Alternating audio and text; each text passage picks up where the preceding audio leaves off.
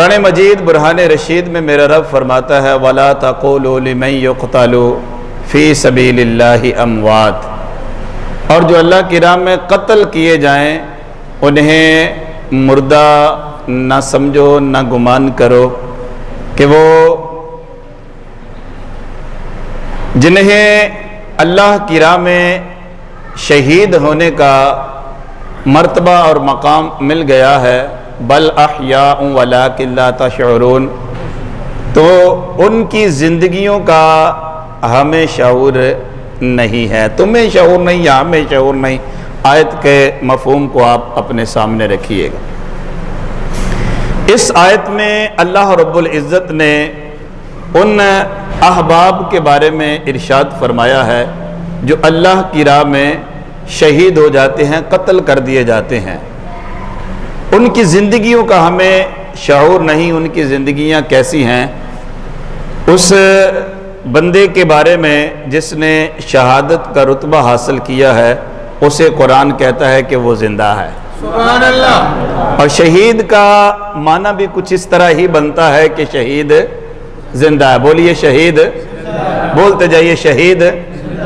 ہمیں ان کی زندگیوں کا شعور نہیں ہے، ہم نہیں سمجھ پائیں گے کہ وہ کس طرح زندہ ہیں، اور سمجھ بھی کیسے پائیں گے کہ ہماری عقل، سوچ، فہم، ادراک بہت محدود ہے۔ اس بات کا ذکر تو رب قرآن میں فرما رہا ہے، سبحان اللہ۔ شہید زندہ ہے، راہ حق میں شہید ہونے والا کیا ہے؟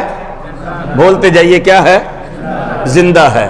اس کو آپ اس طرح آسان لیں تاکہ بات سمجھ میں آ جائے، قرآن کی بات قرآن سے اور رسول اللہ صلی اللہ علیہ وسلم کے فرمان سے۔ سرکار دو عالم صلی اللہ علیہ وآلہ وسلم ایک جہاد سے، جنگ سے واپس آ رہے تھے تو کریم آقا علیہ السلام نے فرمایا اے صحابہ، ہم چھوٹے جہاد سے واپس آ رہے ہیں اور بڑے جہاد کی طرف جا رہے ہیں۔ چھوٹے جہاد سے واپس آئے ہیں اور بڑے جہاد کی طرف جا رہے ہیں۔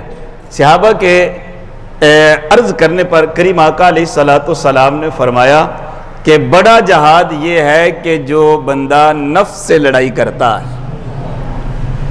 دل کے اندر جو خواہشات ہیں، نفسانی خواہشات ہیں، ان کا جو مقابلہ کرتا ہے وہ بڑے جہاد کی طرف ہے۔ اس نے بڑا جہاد کیا، اس نے جہاد اکبر کیا ہے۔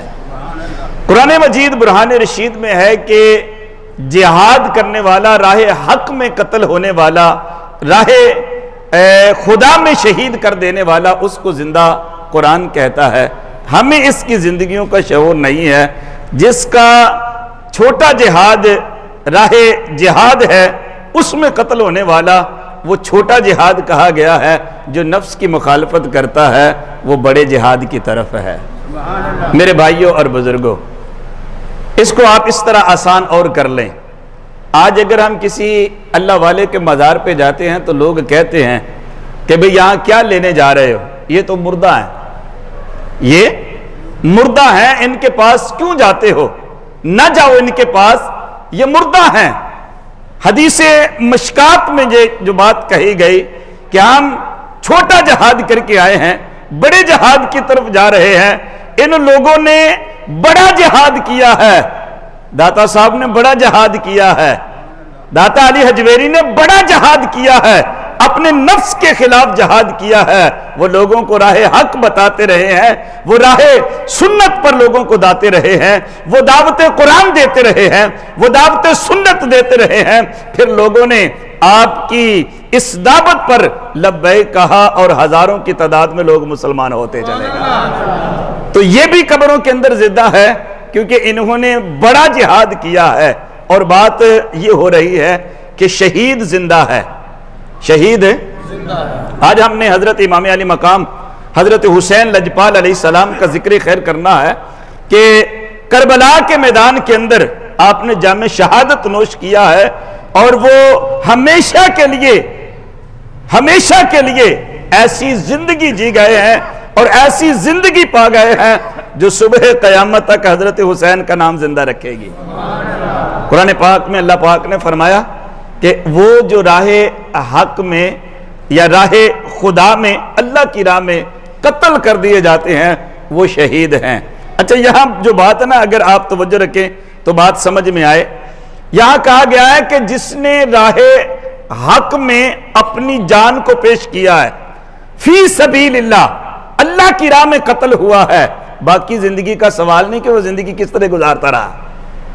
یہاں یہ سوال ہے، شہید وہ ہے جس نے اللہ کی راہ میں موت اپنی کو قبول کیا ہے، اپنی جان کو پیش کیا ہے، باقی زندگی کا سوال نہیں ہے۔ اچھا یہاں صرف جان دینے کی بات ہے تو جس نے ساری زندگی رسول اللہ کا نام لیا ہو، جس نے ساری زندگی حضور پر درود پڑھا ہو، جس نے ساری زندگی قرآن اور حدیث کو پڑھا ہو، اس نے تو پھر جہاد اکبر کیا ہی ہے۔ اگر سمجھ میں نہ آئے میری اور تیری سوچ کا، یہ ایک فتنہ اور فساد ہو سکتا ہے۔ انہوں نے زندگی کو راہ حق میں گزارا ہے، اللہ تبارک و تعالیٰ نے انہیں بڑی شہادت کا مرتبہ عطا فرمایا۔ اور پھر ہمیں شعور کیسے ہوگا؟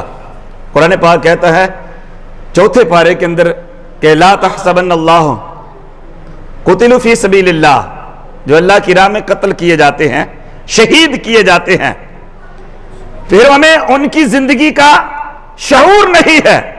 عند ربہم یرزقون، میرا رب فرماتا ہے انہیں رزق بھی دیا جاتا ہے۔ راہ حق میں قتل ہونے والوں کو اللہ کے ہاں رزق بھی دیا جاتا ہے، اور اللہ کے ہاں شہید جو ہے وہ اللہ کے ہاں ہے، اللہ کے پاس ہے۔ سادہ الفاظ میں تو اللہ تبارک و تعالی جل مجدہ کہاں کہاں ہے، یہ آپ بھی قرآن پاک سے استدلال کر سکتے ہیں، اس کو بھی آپ قرآن سے سمجھ سکتے ہیں آسانی کے ساتھ۔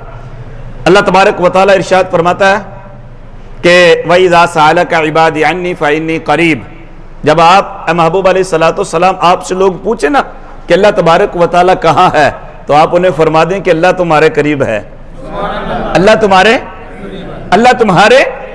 اچھا اس کو اور آسان کر کے آپ اس طرح سمجھیں کہ اگر آپ کسی شخص کے بارے میں معلوم کریں کہ فلاں شخص ہے، اس کے بارے میں آپ پوچھیں کہ یار وہ کہاں ہے، اگر کسی کو معلوم ہوگا تو وہ کہے گا کہ یار وہ فلاں علاقے کے اندر ہے۔ اگر وہ دنیا سے چلا گیا ہوگا آپ کہیں گے کہ وہ فوت ہو گیا، اگر فوت ہو گیا ہوگا تو آپ ہاتھ اٹھا کے دعا کریں گے کہ باری تعالیٰ اس کی بخشش فرما دے۔ اور اگر وہ کہیں گے کہ یار وہ فلاں جگہ رہتا ہے، مثلا وہ کہیں کہ یار وہ شکر گڑھ رہتا ہے، جی شکر گڑھ رہتا ہے، کس محلے میں رہتا ہے، دوسرا سوال ہو جائے گا۔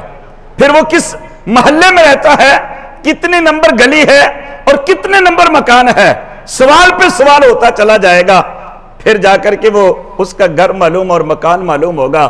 میں آپ کو آسان لفظوں میں کہتا ہوں کہ جب یہ کہتے ہیں کہ سوال کیا جاتا ہے کہ شہید اگر زندہ ہے تو وہ کہاں ہے، اگر شہید زندہ ہے تو کہاں ہے، تو قرآن کہتا ہے کہ شہید زندہ ہے عند ربہم، وہ اللہ کے پاس ہے۔ شہید ہے، بولو شہید اللہ کے پاس ہے۔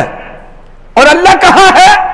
قرآن کہتا ہے محبوب جب یہ سوال کریں کہ خدا کہاں ہے، رب کہاں ہے، تو آپ فرما دیں رب تو تمہارے قریب ہے، رب تمہارے قریب ہے۔ جب اللہ تمہارے قریب ہے تو پھر شہید بھی تمہارے، پھر تم سمجھ جاؤ زندگی کو، حضرت حسین کی زندگی کو، کہ حسین تمہارے دلوں کے اندر موجود ہے۔